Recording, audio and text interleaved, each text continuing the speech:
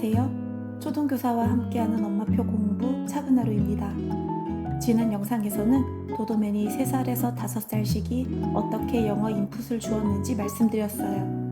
이번 영상에서는 6살 이후 인풋을 심화시키면서도 인풋에서 아웃풋을 어떻게 이끌어냈는지 두 편에 걸쳐 이야기를 나눠보려 해요. 인풋 심화 이렇게 했어요. 아이들의 언어 습득 과정에서는 초기에 충분한 인풋을 통해 영어 소리와 언어 환경에 익숙해지는 것이 중요해요. 그렇게 꾸준히 인풋을 주다 보면 어느 순간 아웃풋이 자연스럽게 터져 나오기 시작하고 아웃풋을 통해 인풋의 효율도 높아지는 선순환이 일어나요. 그래서 아웃풋보다 양질의 인풋에 더욱 신경을 썼어요. 책 읽기 6살을 지나며 도도맨은 친숙한 비기닝 리더스와 얼리 챕터북을 혼자 읽기 시작했어요.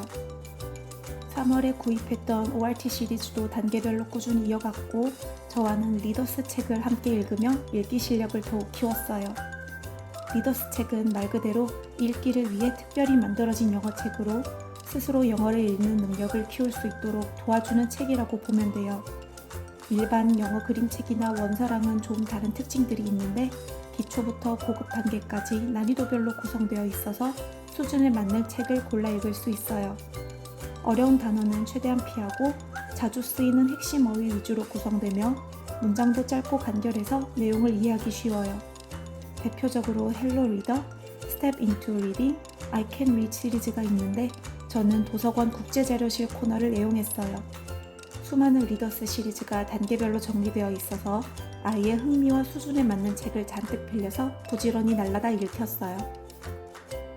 중간중간 그래픽 노블과 만화책으로 아이의 흥미를 유지하는 것에도 신경을 썼어요. Where's June?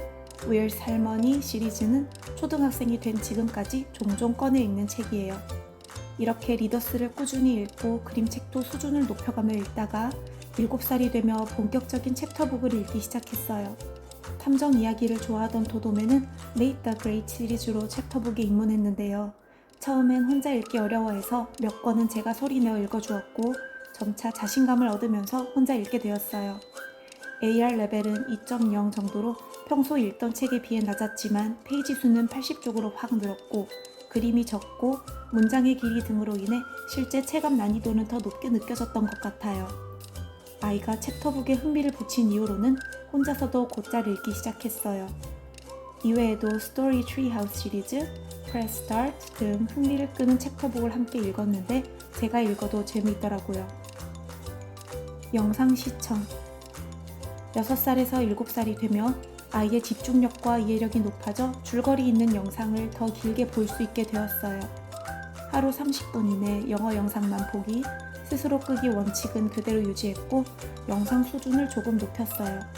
맥스 앤 루비나 메이지 같은 잔잔한 영유아용 애니메이션에서 옥토넛, 더 페트롤, 슈퍼 윙스, 마이티 익스프레스, 애니멀 디텍티브처럼 조금 더 자극적인 재미가 있는 시리즈물로 넘어갔어요. 애니메이션 말이 굉장히 빠르고 대사도 길어서 과연 이해하면서 보는 걸까 싶었지만 혹시 부담을 느낄까봐 내용 이해에 대한 질문은 하지 않았어요. 그런데 어느 날 책을 읽다가 Bowerbird라는 생소한 새가 나왔는데 도도맨이 나 이 새 알아. 집을 예쁘게 꾸며서 암컷을 유혹하려고 한다고 했어 하면서 새의 특징과 습성을 줄줄 이야기하더라고요. 대체 이런 건 어디서 한 거야? 라고 물어보니 한참 전에 봤던 애니멀 디텍티브 애니메이션의 Bowerbird에 관한 내용이 나왔다고 하더라고요. 그것 외에도 옥토넛 덕분인지 아쿠아리움에 가면 그 바다 생물의 이름과 특징을 댈 수도 있었어요. 도도맨은 애니메이션을 단순히 재미로 본 것이 아니라 내용을 이해하면서도 그 속에서 새로운 지식을 자연스럽게 습득하고 있었던 거예요. 교재 활용 6살 중반부터 파닉스 교재를 활용해서 파닉스 규칙을 공부했어요. 브릭스에서 나온 Spotlight on Phonics 교재로 공부했는데 음원과 책, 영상으로 많은 인풋이 이루어지고 난 후라 파닉스 공부는 아주 수월했어요. 그리고 7살이 되면서는 듣기, 읽기도 체계적인 공부를 위하여 교재를 활용하기 시작했어요.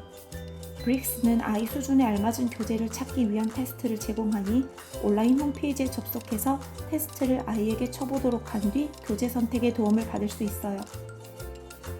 미국 교과서 기반의 원더 시리즈도 활용해 짧은 지문을 함께 읽고 문제를 풀며 독해력과 사고력도 함께 키웠어요.